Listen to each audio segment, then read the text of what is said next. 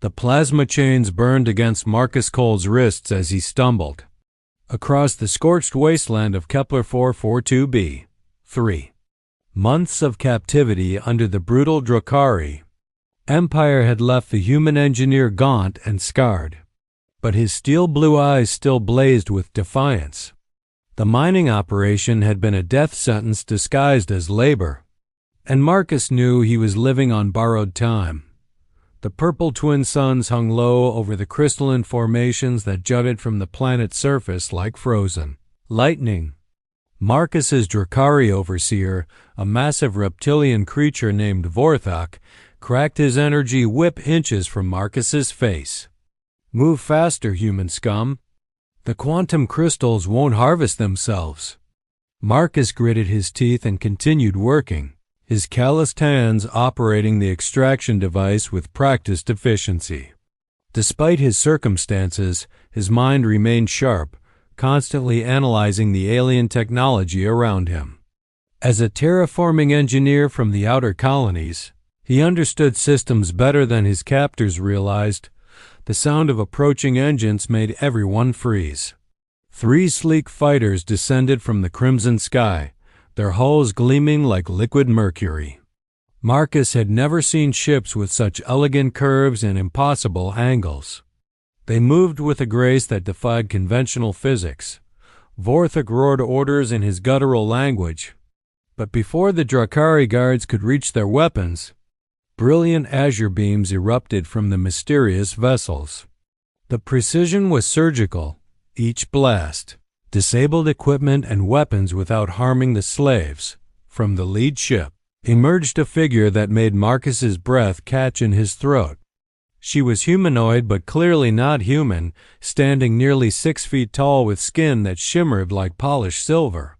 Her hair cascaded in waves of deep violet, and her eyes held the luminescent quality of distant nebulae. She wore form-fitting armor that seemed to flow like liquid metal across her lithe form. "I am Zephyra Nix of the Astral Sanctuary." Her voice carried across the mining site like music given form. "By the ancient laws of salvage, I claim these slaves as compensation for Drukhari trespassing in neutral space." Vorthok snarled and raised his massive plasma cannon, but Zephyra moved with fluid grace. Her weapon appeared in her hand as if materialized from starlight itself. The energy blast that followed turned the Drukhari overseer into scattered atoms before he could fire. The remaining guards wisely threw down their weapons. Within minutes, the mining operation had been transformed into a rescue mission. As Zephyra approached the huddled slaves, her eyes locked with Marcus's across the distance. "You're far from home, human," she said, her voice carrying a note of unexpected warmth. Up close, Marcus could see the intricate patterns of light that danced beneath her silver skin like living constellations. "So are you," Marcus replied, finding his voice despite his exhaustion. "But I'm grateful for whatever brought you here." Something flickered in Zephyra's luminous eyes, surprise, perhaps, or recognition. Most beings cowered before her reputation, but this human met her gaze with curiosity rather than fear. "Can you walk?" she asked, her tone softer now. "I can manage," Marcus said, struggling to his feet. The plasma chains fell away as Zephyra's technology dissolved them effortlessly. As they walked toward her ship, Zephyra found herself stealing glances at the human. His defiance in the face of impossible odds spoke to something deep within her, a quality she thought had died with her people. The sanctuary Zephyra's ship interior defied every principle of design. Marcus thought he understood. Organic curves flowed seamlessly into technological surfaces, creating spaces that felt both ancient and impossibly advanced. Soft bioluminescent panels provided gentle illumination that seemed to respond to their presence. "This is beautiful," Marcus breathed, running his fingers along a wall that pulsed with warm light at his touch. "I've never seen bio-integrated technology like this." "My people were artists as much as engineers," Zephyra replied, leading him through corridors that seemed to reshape themselves as they moved. We believe technology should enhance life, not dominate it. The past tense didn't escape Marcus's notice, but he sensed the pain behind her words and didn't press. Instead, he marveled at the ship's living systems, his engineer's mind racing to understand the elegant solutions to problems human technology still struggled with. They entered what could only be called a sanctuary, a circular chamber with a transparent dome revealing the starfield above. Flowing water cascaded down one wall into a pool that reflected the cosmic light, while exotic plants created a garden that seemed to breathe with its own rhythm. "Sit," Zephyra commanded gently, gesturing to a raised platform near the water. "You're injured." Marcus hadn't realized how much pain he'd been suppressing until he lowered himself onto the surprisingly comfortable surface. Zephyra moved to a cabinet that opened at her approach, retrieving medical supplies that glowed with soft energy. "This may feel strange," she warned, kneeling beside him. Her proximity filled his senses with an intoxicating fragrance like night-blooming flowers mixed with ozone from distant storms. As she began treating his wounds with instruments that seemed to heal through pure light, Marcus found himself studying her face. The patterns beneath her skin shifted and flowed like aurora, beautiful and hypnotic. "What happened to your people?" he asked quietly. Zephyra's hand stilled for a moment. "The same thing that happened to yours eventually. War. Conquest. The strong consuming the weak." Her luminous eyes met his. "I am the last of the Nixari." The weight of that revelation settled between them. Marcus understood loss. His colony had been destroyed, his family scattered or worse. But to be the sole survivor of an entire species— "I'm sorry," he said, the inadequate words carrying genuine compassion. "And I am sorry for your enslavement," she replied, resuming her work. "The Drakari are a plague upon this sector. They take what they want and destroy what they cannot use." Marcus watched her delicate hands work their healing magic. Where the light touched his skin, pain dissolved and strength returned. But more than that, he felt a connection forming, two survivors finding solace in each other's presence. "Why did you save us?" he asked. Zephyra paused, considering. "Because someone should choose compassion, even when the universe seems determined to reward cruelty." Her eyes found his again. "And because I recognized something in you, the way you stood against Vorthik even knowing it meant death. My people valued such courage. Your people sound remarkable." They were. Zephyra's voice carried centuries of longing. "They would have liked you, Marcus Cole." The way she spoke his name, with careful pronunciation that turned syllables into music, sent warmth through his chest. As she finished healing his wounds, their hands brushed, and neither pulled away immediately. "The stars are beautiful from here," Marcus observed, looking up through the dome. "Yes," Zephyra agreed, though she was looking at him rather than the heavens above. The connection over the following days, as Zephyra's ship traveled toward a safe haven for the rescued slaves, Marcus and Zephyra found themselves drawn together like binary stars caught in each other's gravity.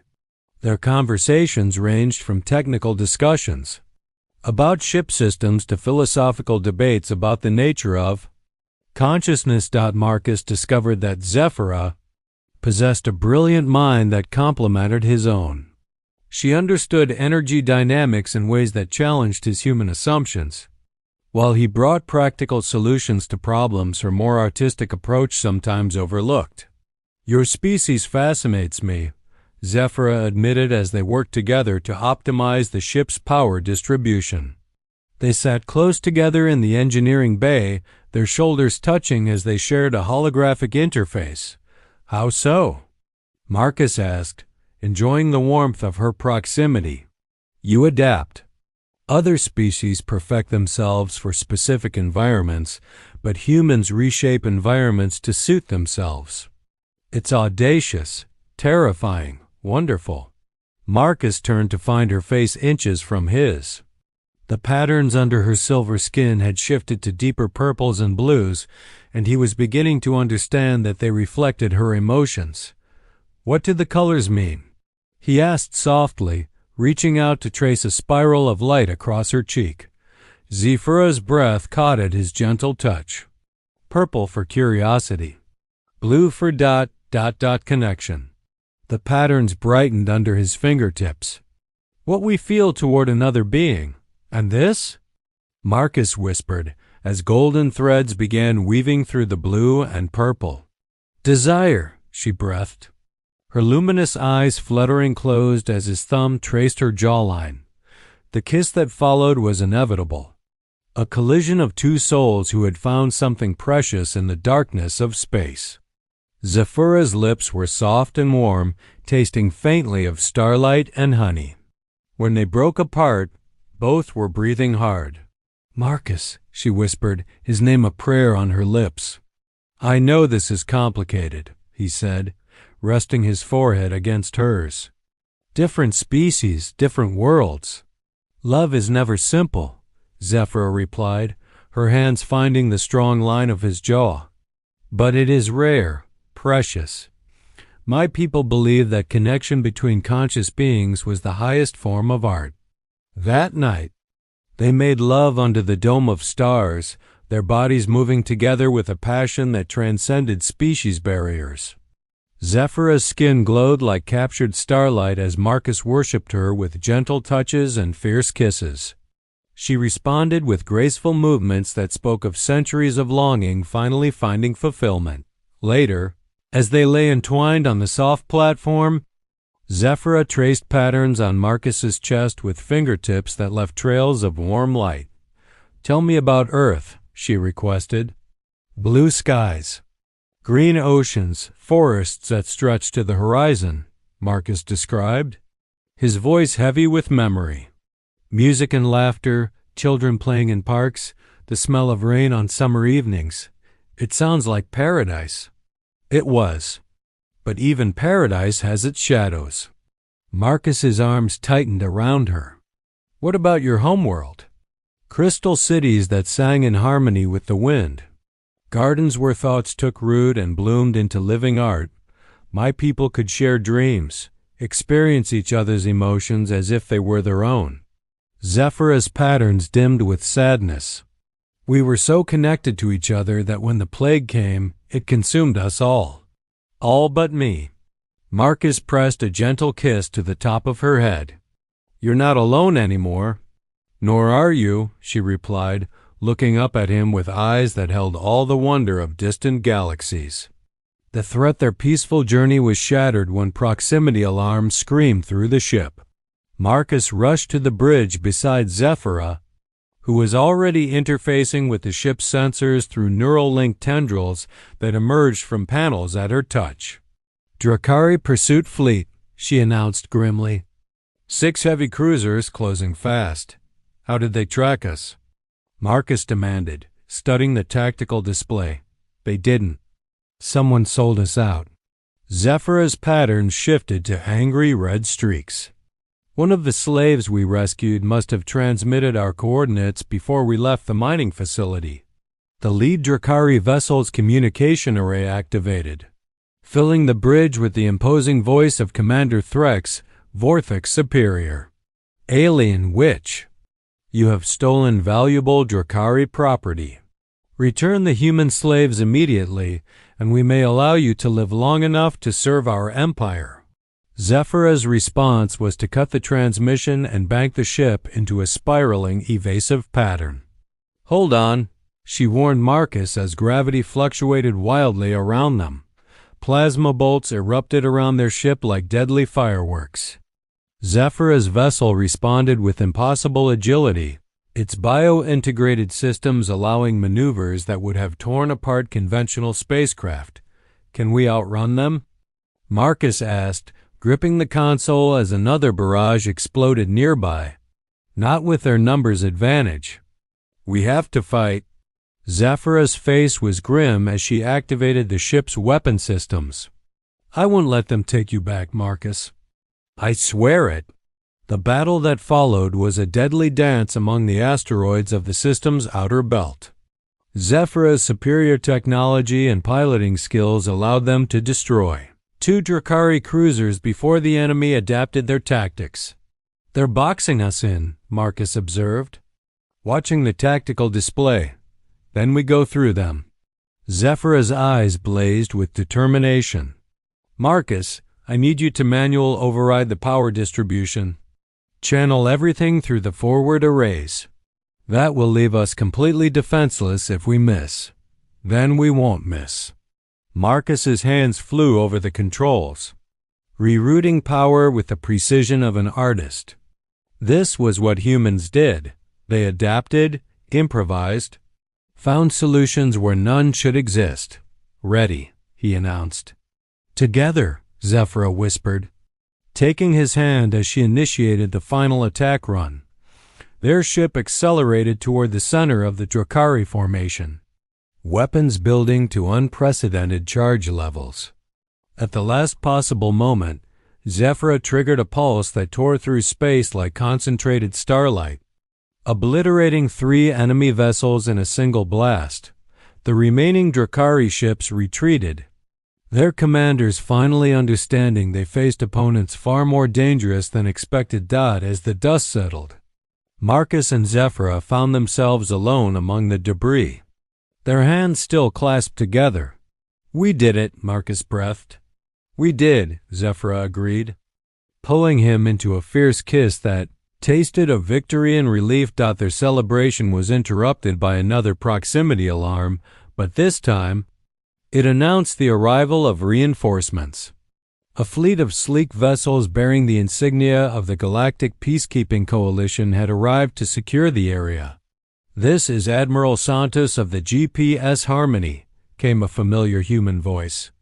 Marcus Cole, you magnificent bastard, we've been looking for you everywhere. The choice the reunion on Admiral Santos's flagship was bittersweet. Marcus embraced his old friend and colleague, but his eyes kept finding Zephyra across the briefing room where she stood apart from the celebrating humans. When New Montana fell, we thought you were dead, Santos explained. Half the Drakari Empire has been hunting for you specifically. Why me? Marcus asked, confused. Because you're the only human who fully understands biointegration technology.